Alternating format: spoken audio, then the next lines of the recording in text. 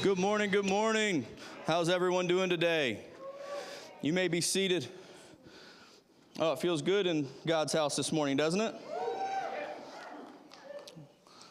We are quickly approaching Christmas. It is Christmas season. It is upon us. And when I was younger, in my teens, early teens, I remember my mother would purchase gifts for people, family members usually, and put my name on the from line, okay? And so we get to the family event in Michigan, and people will thank me for these gifts that I've given them. And you're welcome. Was it a good one? And, you know, that's not changed too much over time. My wife now will give gifts to people. I show up. We've given a gift. It was from both of us. And thank you for the gift. Oh, a little bit's changed because now I've gotten smart. Now I'll ask, did you like your gift? And then I know how to respond appropriately if they liked the gift or not. If they liked it, you're welcome. Yeah, that was a good gift. Well, I have one. Well, my wife did that. And she just put my name on that thing. That wasn't for me. My son Jackson, and this is going to be an undisclosed Christmas event. I don't want to name names, but my son received a gift once, Jackson, and he opened this gift, and he gives me this look. And the look was like, did you know about this? Like, did you have something to do with this? And I think we know our kids well enough. You can tell when they don't really particularly care for a gift, right? And I remember thinking to myself, I didn't have anything to do with that. That wasn't from me. And today I want to talk to you about, my title of my sermon is In All Things. And we're going to talk about how God works in all things. He works in all things for us. And that doesn't necessarily mean that everything that happens to us is because of him, right? It doesn't mean that all the bad stuff that happens, that he orchestrated it. That's not what this means. What I'm saying is that even when the bad stuff happens, God's doing everything in his power to work his good into it. So today I want to talk to you about in all things. A foundational verse for my sermon today is Romans chapter 8, verse 28. I'm going to read that for you real quickly. And we know that in all things, God works for the good of those who love him, who have been called according to his purpose. Would you just repeat that after me? In all things, God works for the good of those who love him. In Luke chapter 2, we have the story of Mary and Joseph going to Jerusalem and the birth of Jesus. I'd like to talk to you today about God's timing and how Christmas teaches us how God makes all things beautiful in his timing. Luke chapter 2, verse 1 through 7. Now in those days a decree went out from Caesar Augustus that a census be taken of all the inhabited earth. This was the first census taken while Quirinius was governor of Syria, and everyone was on his way to register for the census, each to his own city.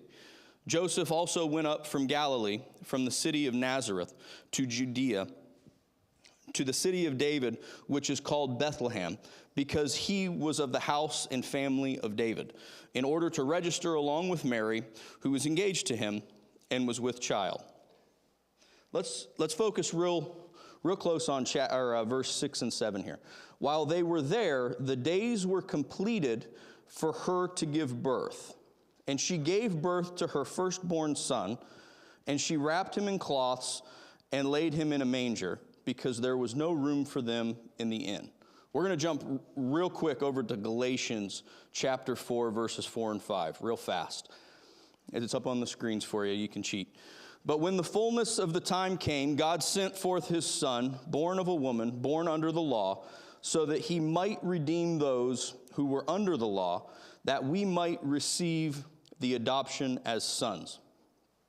Christmas is only 2 weeks away from tomorrow, right?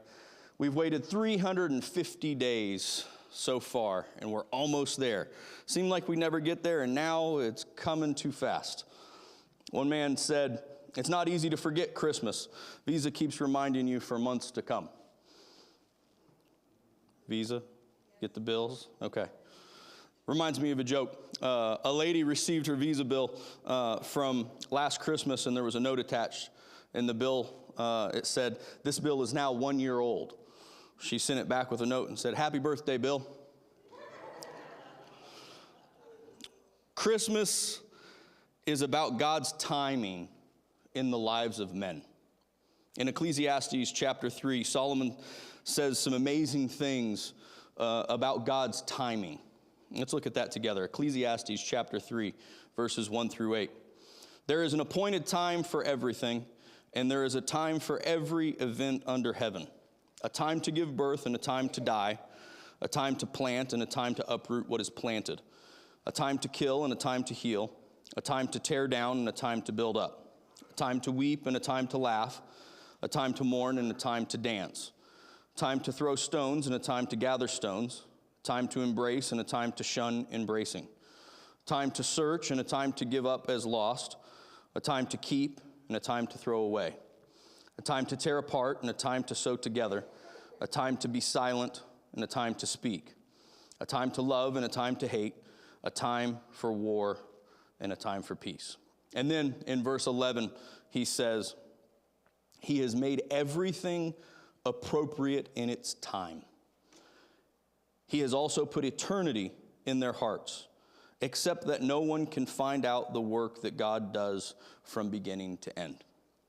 To me, that's an amazing statement. He tells us that God has made everything appropriate in its time, that God is aware of everything in our lives. Verses 1 through 8 tell us that God is aware of every moment in our lives. And yet, at the same time, God has set eternity in our hearts. It's a picture of God knowing the smallest little tiny details of our lives and actively working his will into them.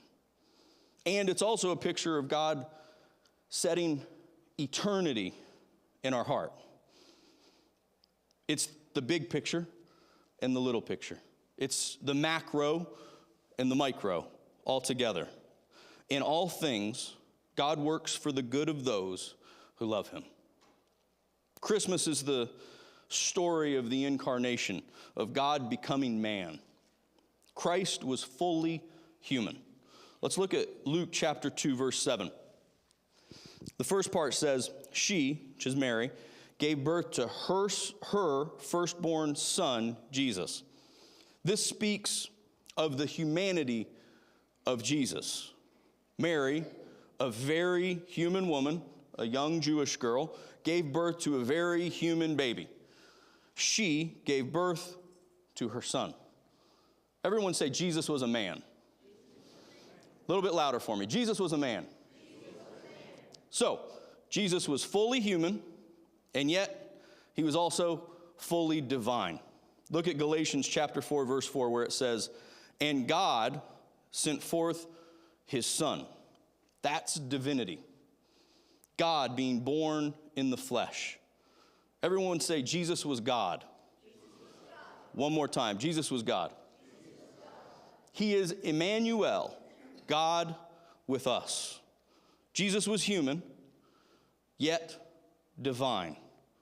The Son of God became the Son of Man so that you and I, who are sons of man, can become the sons of God. It's an incredible plan. When you give your life to Christ, you're born from above, and you become a child of God.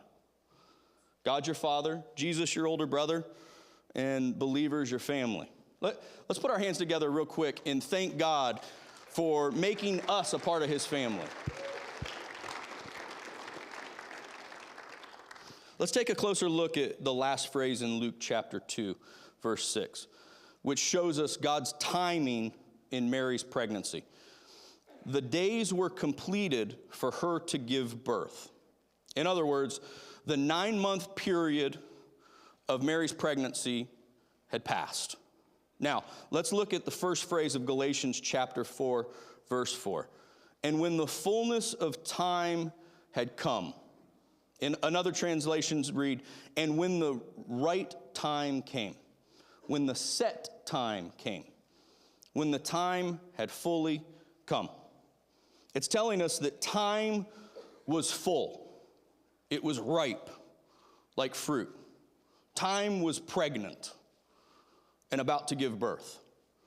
The term fullness of time implies gestation. God had been planning and preparing everything for centuries. Luke chapter 2, she gave birth to her firstborn son. That's the timing of God in everyday life. Galatians chapter 4, and God sent forth his son in the fullness of time. That speaks to the timing of God in the eternal plan. Time was pregnant, and Mary was pregnant. Galatians shows us God's will in heaven. Luke shows us God's will in earth. God always moves in both worlds. Thy kingdom come, thy will be done in earth as it is in heaven. Whatever you bind on earth will be bound in heaven. Whatever you loose in earth will be loosed in heaven. God always works in both worlds. Victory and the abundant life happen when we come in agreement and alignment with God's will as it is in heaven. Let's take a look at Mary for just a moment here. When I read the Christmas story, it seems to me that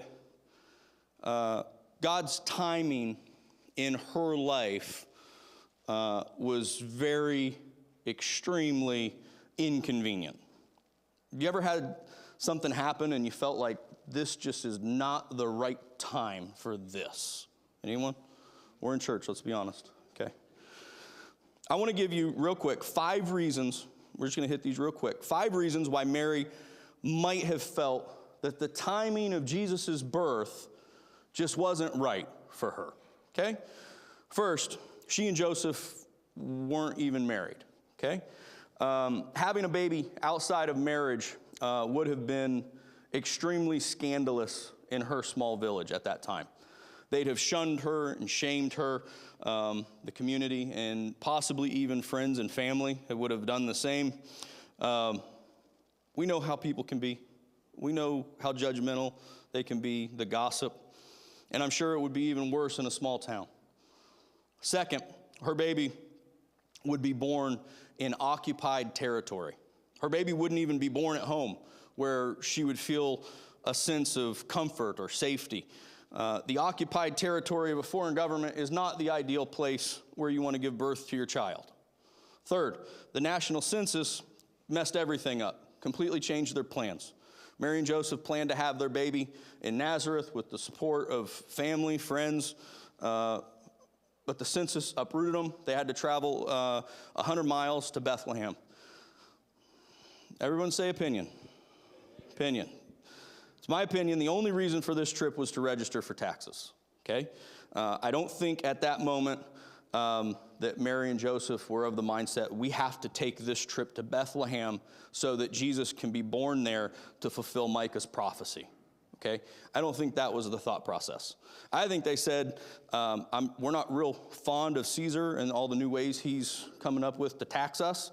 We've got to go do this. Now, that is not a political statement, okay? I'm not saying anything politically. I think that's probably what they thought. Reading between the lines, my take is this.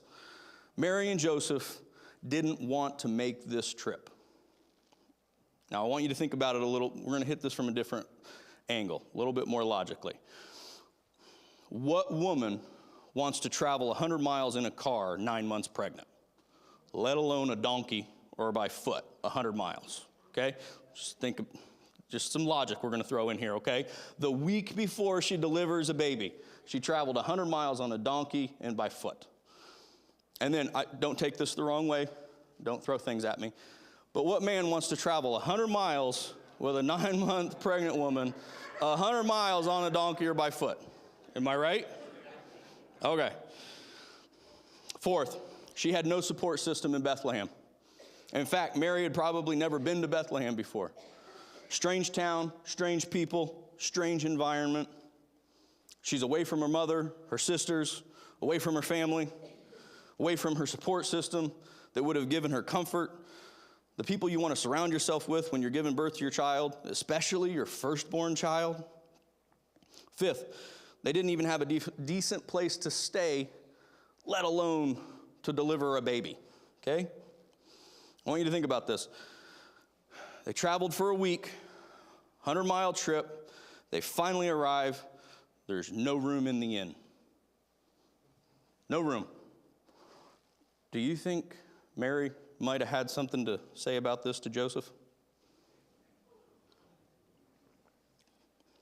Hey, Joe, we came all this way and you didn't even make reservations? The Savior of our world is going to be born in a cave, a feeding trough. You didn't even make reservations, Joe. I think that in the short term, if you ask Mary, what do you think about God's timing for the birth of Jesus? I think she's going to lean towards saying something similar to, nothing seems to be working out. Doors aren't opening. Circumstances aren't lining up as they should. Everything's going sideways. Nothing's going our way. Just doesn't seem to be the right time. Now, I can relate to this in my life. I don't know about you. I think we all have had circumstances, difficulties, unexpected situations where we've said, this is not the time for this in my life.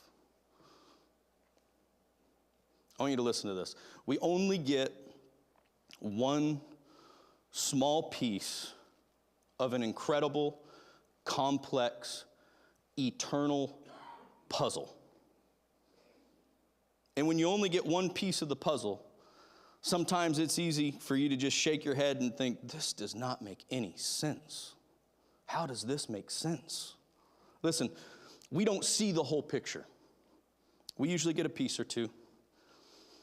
And it's easy sometimes to not understand God's timing, understand his ways, right? In the light of prophecy, the timing was perfect. Prophecy announced that the Messiah would defeat the enemy. Genesis chapter 3, verse 15. And I will put hostility between you and the woman, and between your seed and hers. He will crush your head, and you will strike his heel. As soon as Adam and Eve fell, as soon as they sinned, God was like, hey, I got a plan. Don't worry, I've got this. Right then and there. Prophecy also announced the Messiah would come from the nation of Israel. You remember when God made the promise to Abraham about his descendants? Genesis chapter 12, verse 3. In you, all the families of the earth shall be blessed. Jesus was the fulfillment of this promise. Prophecy foretold the Messiah would come from the tribe of Judah. The promise was given when Jacob gathered his 12 sons together and prophesied their future. When he came to Judah, he told them, Genesis 49:10, the scepter shall not depart from Judah until Shiloh comes. The Messiah would be born from the tribe of Judah. Prophecy also foretold the Messiah would come from the family of David. 10 centuries before Jesus' birth, God promised David, the Messiah will come from your family. 2 Samuel chapter 7, verses 12 and 13. When your days are over and you rest with your ancestors, I will raise up your offspring to succeed you, your own flesh and blood, and I will establish his kingdom. He is the one who will build a house for my name, and I will establish the throne of his kingdom forever. Prophecy foretold the Messiah would be born of a virgin. Isaiah chapter 7, verse 14. Therefore, the Lord himself would give you a sign. Behold, the virgin shall conceive and bear a son, and shall call his name Emmanuel. Prophecy foretold the Messiah would be born in Bethlehem. Micah chapter 5, verse 2. But you, Bethlehem, out of you will come to me he who is to become the ruler of Israel. Prophecy foretold the Messiah would be visited and honored by wise men. Isaiah chapter 60, verse 3. The Gentiles shall come to your light, and kings to the brightness of your rising. Psalm 72, verse 10. The kings will bring presents. The kings will offer gifts. Jesus was born when everything was ready. I want you to say this after me. In all things, God is working for the good of those who love him. In light of history, the timing was also perfect. I think this is amazing. It's no wonder Paul said in Galatians 4, in the fullness of time, God sent forth his Son. There were 400 years of silence between the Old Testament and the New Testament, between Malachi and Matthew. There were no prophets, there were no scriptures written, heaven seemed silent. God was preparing the earth for the coming of his Son Jesus. God was preparing the earth so that when Jesus came, the gospel could be spread throughout the whole world. God spent the silent 400 years preparing history for the birth of Jesus. Let's look at some of the ways that God prepared the world for the birth of Jesus. First, God used the Greeks to prepare the cultural climate. For the first time since the Tower of Babel, earth had a common language. In 333 BC, Alexander the Great conquered the Persian Empire and began ruling over the Jews. The Greek language became the universal language. Everybody knew a little bit of Greek. They read, they wrote Greek. All legal documents were in Greek. Greek is studied in Bible college. Why? Because the New Testament is written in Greek. Pilate wrote an inscription above the cross of Jesus. This is Jesus of Nazareth, the King of the Jews, written in Greek, Hebrew, and Latin. Everybody knew a little bit of Greek. It's similar to how English is today. A lot of countries study English. The disciples could take the message of Jesus to the whole world because there was a universal language. God was working in the culture. And in all things, God works for the good of those who love him. Second, God used the Greeks to prepare the philosophical climate as well. God used the Greek philosophers to prepare the mentality of the people. Plato, Aristotle, all of the Greek philosophers. They created more questions than they gave answers about life. So Christianity comes along, and it's a breath of fresh air. It's been said that the Greek philosophers plowed the field, but they didn't sow the seed. Christianity came to questioning, inquisitive, cultivated, and prepared minds, and began to sow the seeds of God's love and truth. God was working in philosophy, and in all things, God works for the good of those who love him. Third, God used the dispersion of the Jews. Right before the birth of Jesus, the Jews were spread throughout all of the Roman Empire. So there were small little communities of God-loving men and women in every corner of the earth.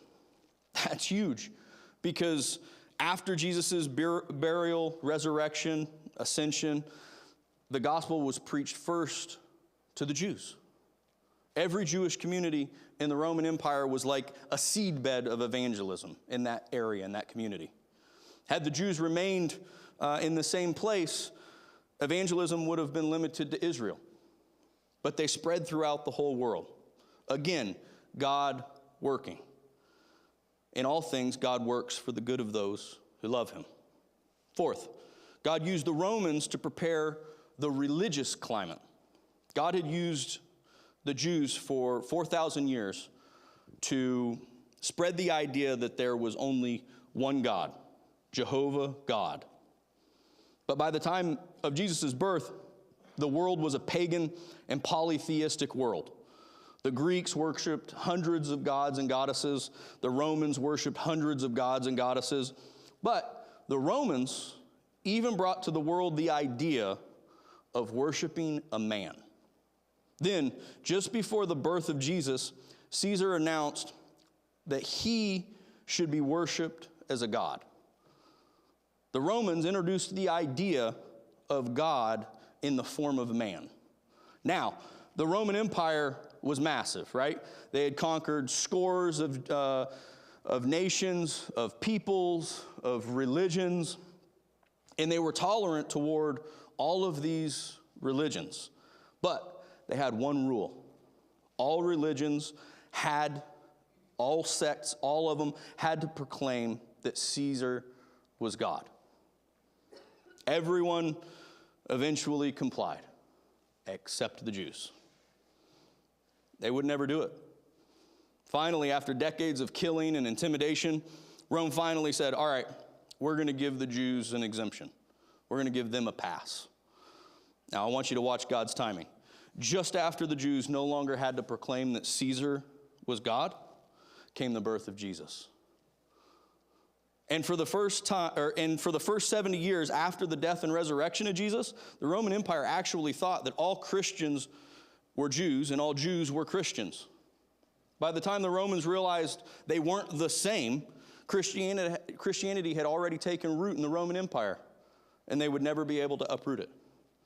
In the midst of thousands of false gods, through Israel, for 4,000 years, God told the world, there is one God, Jehovah.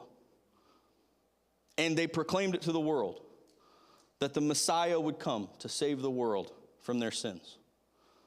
God was working, and in all things, God works for the good of those who love him. Fifth, God used the Romans to prepare the political climate. About 60 years before Jesus' birth, the Romans conquered the Greeks.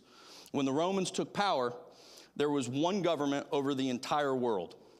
Under Julius Caesar, the best-known Roman emperor, which I'm sure you've heard of, there was uncontrollable civil war. But 25 years before Jesus' birth, Julius Caesar was assassinated, and Augustus Caesar came to power. For the next 200 years, there was unprecedented peace in the Roman Empire. There were no passports. There was no fear of going to enemy territory, no fears of war to avoid. The disciples were free to travel the world with the gospel because there was only one government. In the fullness of time, God sent forth his son Jesus, but only when he had it all planned and prepared. Everything is appropriate in its time. And in all things, God is working for the good of those that love him. Everyone has heard about the Roman road system, right? All roads lead to Rome. Well, not just to Rome. Roman roads were everywhere. They led everywhere. And at that time of Christ, they began to patrol the highways and protect the citizens. Later, it was safe to travel and spread the good news and fulfill the Great Commission. The way I see it, God had spent 4,000 years planning the birth of his son, Jesus. That's why when Jesus was born, the blueprint had already been drawn. A universal language, a universal government, a universal peace, a universal road system, and the concept of one God, the Messiah. The world was prepared and the world was ready for Jesus. In all things, God works for the good of those who love him. I want you to repeat this after me. In all things, God is working for my good because I love him. As I close today, I want us to remember that Christmas is a wonderful picture of God's timing in our lives. Christmas is about the coincidences, the unexpected circumstances that come into our lives. Just like the census, the trip to Bethlehem for Mary and Joseph. One of the great things about heaven will be to see how God used the little things in our lives for his big purpose. Because God is working. And in all things, God works for the good of those who love him.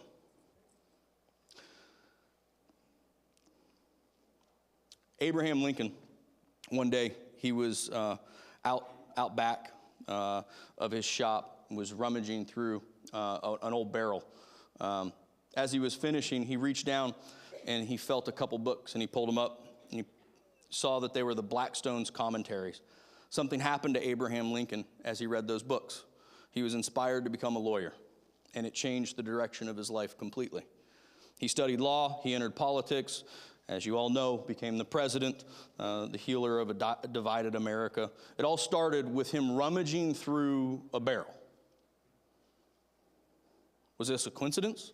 Or is it possible that in all things God works for the good of them who love him? We're told that John Calvin was traveling to Italy. War broke out. The road that he planned to take was blockaded. So he went to Geneva instead. His time in Geneva made a change in his life that has changed lives for generations. He became one of the fathers of the Protestant Reformation. In all things, God works for the good of those who love him. Then there's George Whitefield. He was a bartender in England. Couldn't get along with his sister-in-law. She owned the bar, so he left. Out of that experience, he turned to God, went to Oxford, became friends with John Wesley, changed England for the gospel. Jonathan Edwards was stirring up faith in New England. John Wesley doing the same in England. Whitefield completed the trio of men that God used to bring the Great Awakening on both sides of the Atlantic. He spent about 24 years in ministry in the British Isles, about 9 more years in America, preaching to some 10 million people. He preached more than 18,000 sermons, it's estimated, an average of 500 a year or 10 sermons a week. It said that his voice could be heard a mile away. His open-air services reached as many as 100,000 in one gathering. His crowds were known to be the greatest ever assembled to hear the preaching of the gospel before sound systems and advertising. All of these events, are they coincidences? Or is it that in all things, God works for the good of those who love him? I believe that the God who sets eternity in our hearts is the same one who knows every moment and every step of our lives. If Christmas tells me anything, it tells me that God knows all about you and me, and that everything is appropriate in its time. And in all things, God is working for our good because we love him. Now, if you would, I'd like you to close your Bibles. I want you to kind of listen carefully to this portion. Nothing stays the same. Doors open, doors close. Options today may become non-negotiables tomorrow. So when God speaks, you don't want to miss that moment because nothing stays the same. I want you to bow your heads with me as we get ready to pray. I want to tell you what God is doing. God has an incredible sense of timing. For some of you today is the day. In this moment, God is able to do something new and fresh in your life. For some of you, it's been a difficult journey. All the things you've gone through have been for this moment when you reach out, touch God, and he touches you. How many will raise your hands with me today and say, I believe this is my moment. God is reaching out to me, and I want to reach out to him. I want to seize the moment, the timing of God. I want you to raise your hand with me if you want to say, Pastor Jonathan, will you pray with me? I have needs in my life. I want to know God. I want to love him. I want to live my life for him. I don't want to miss my moment. Raise your hand if that's where your heart is this morning. Everyone else, raise your hands with them. Lord, I thank you for each person who's raised their hands towards heaven today. They've decided to reach out to you. The timing's right, and you've spoken to them. Now they're saying, okay, God, I give you my life. Come in. Work your good into every part of my life. Lord, I ask you to hear their prayer, transform their lives, and put their trust, as they put their trust in you, work your good into each and every situation and give them hope and a future. Work your good into their lives today. No matter where they are in their life, I pray that you will work your good into their situation. In Jesus' name, amen. Listen, Christmas is all about timing. So this Christmas, I encourage you to redeem the time. Buy back every moment of time you have with those you love. I trust God that he'll work in that time that you share together. Let's put our hands together and thank God for working in our lives today. I want to thank you for worshiping with us this morning. For those of you that are joining us online, we're getting ready to participate in tithe and offering. And for those of you online, if you'd like to participate, the information should be on your screens. We're going to close our online service today. Let's give everybody at home a round of applause.